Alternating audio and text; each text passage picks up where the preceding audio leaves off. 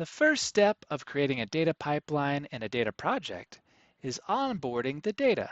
Add a name and description for the onboarding and click Next. You can select an existing source connection or create a new connection to the source.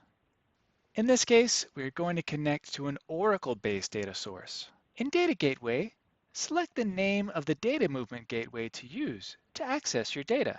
In Connection String, add the Oracle connection string for the source database. You can type the connection string in any Oracle format. In Account Properties, add the username and password of a user authorized to access the Oracle database. Rename the connection and then test the connection to verify it. When done, click Create. Select the connection you've just created and click Next. Select the data to load. Select the database and the schema, and select the tables you want to load.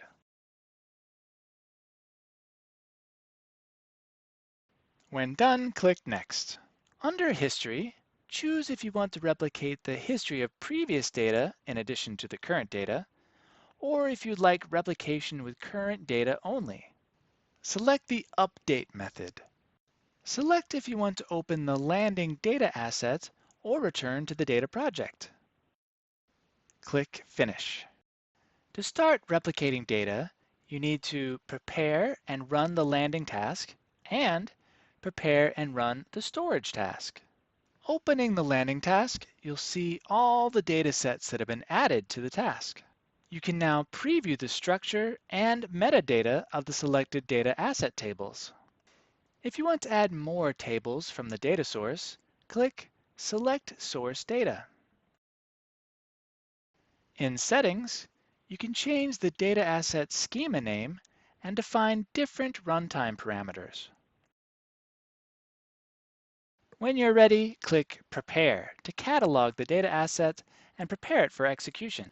When you're ready to start replicating data, click Run.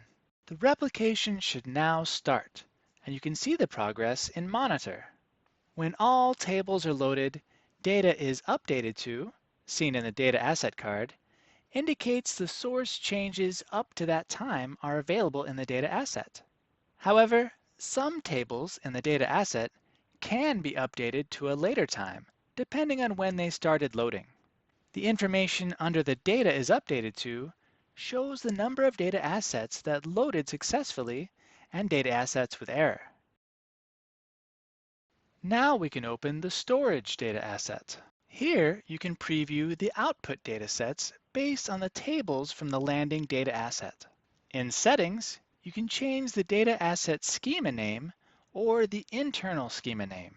You can enable or disable live views, or you can change the runtime settings. Make all required changes to the included datasets, such as transformations, filtering data, or adding columns. You can apply rules to transform the data. We are going to cover the transformation option in a separate video. In this case, we're just going to change the case of the datasets to lowercase. The name of the datasets has been changed to lowercase. You can see that a symbol appears to highlight that a global transformation rule has been applied. You can also apply filters or add columns to the database. When done, click Prepare to prepare the data asset and all required artifacts. This can take a little while. When the status displays Ready to Run, you can run the storage task. The data asset will now start creating data sets to store the data. And that concludes this video. Thanks for watching.